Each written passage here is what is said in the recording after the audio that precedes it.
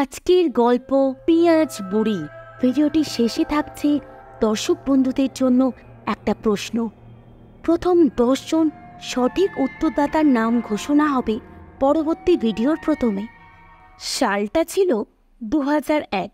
মল্লিকা তখন 5 মাসের অন্তঃসত্ত্বা। প্রলয়বাবুর প্রতিদিন অফিসের কাজ সেরে বাড়ি ফিরতে রাত 8টা হতো।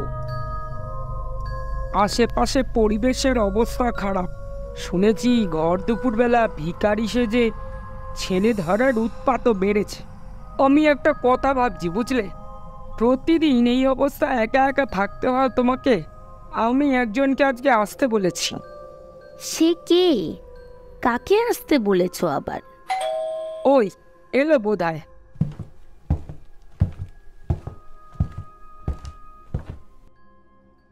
তা তোমার নাম কি? আগে আমার নাম মিনা। ও আজ থেকে তোমার সাথেই থাকবে, বাড়ির কাজকর্ম তোমার দেখাশোনা করবে। পরের দিন যথারীতি মিনা এলো। এসে ঘরের সমস্ত কাজকর্ম সে একে একে সারছে। ঘটনাটি ঘটল এখন। মল্লিকা বিছানায় শুয়ে আছে, পরনে তার লাল শাড়ি। এমন সময় দরজা দিয়ে একজন বয়স্ক মানুষের আওয়াজ। খুব খিদে পেয়েছে, কিছু সাহায্য করো মা।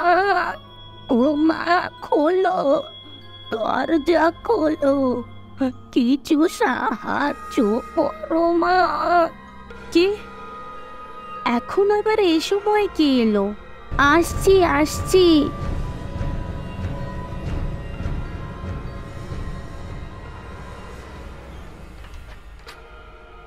মা, বড্ড খিদে পেয়েছে, 3টে পেঁয়াজ আর একটা লাল শাড়ি দাও না। এমন অদ্ভুত আবদারে মল্লিকা একটু অবাকই হলো।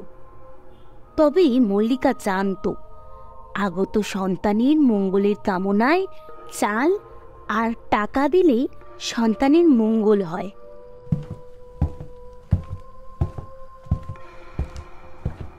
তাই সে পেঁয়াজ চাওয়াতেও মল্লিকা তাকে চাল আর কিছু খুচরো পয়সাই দিল। পেঁয়াজ আর শাড়ি না পাওয়াতে বৃদ্ধ মহিলাটি খুব রেগে গিয়ে উচ্চ স্বরে মল্লিকাকে বলল, তোর গর্ভে থাকা সন্তানের দিকে তাকিয়ে আমি অভিশাপ দিচ্ছি, এই ঘরের কোনো ভালো হবে না, এই আমি বলে গেলাম। এমন অদ্ভুত কথা শুনে মল্লিকা কিছুটা স্তম্ভিত হলো। তবে তার চোখ যখনই বৃদ্ধ মহিলাটির পায়ের দিকে গেল, সে যা দেখল তা দেখে সে চমকে গেল। হাত থেকে চালের বাটি পয়সা সব পড়ে গেল। সামনে দাঁড়িয়ে থাকা মহিলাটির পা উল্টো। তার মানে তিনি কোনো সাধারণ মহিলা নয়। মল্লিকা তৎক্ষণাৎ সামনের দরজাটা সজোরে বন্ধ করে দিল।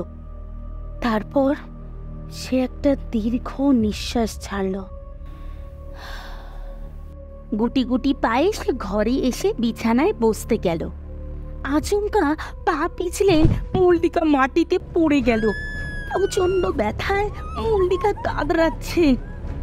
এমন সময় তার পাশ থেকে ঘরে একটা কালো বিড়াল ঝাঁপ কেটে ঘর থেকে বেরিয়ে গেল।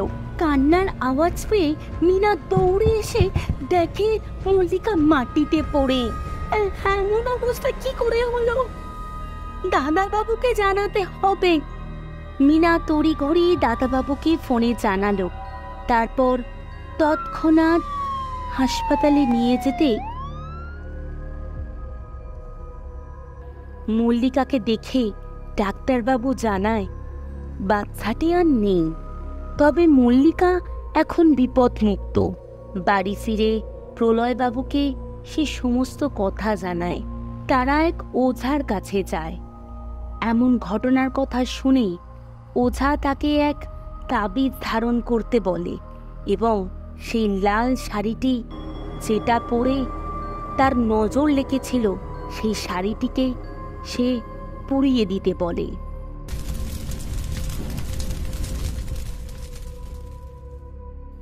তারপর মল্লিকা 1 বছরের মধ্যে 1 ফুটফুটে সন্তানের জন্ম দেয়। ভিডিওটি যদি আপনাদের ভালো লেগে থাকে তাহলে অবশ্যই আমার চ্যানেলটিকে সাবস্ক্রাইব করবেন আর কমেন্ট করে জানাতে ভুলবেন না কেমন লাগলো। আজকের গল্পের প্রশ্ন, মল্লিকার বাড়িতে কাজের মেয়েটির নাম কি ছিল?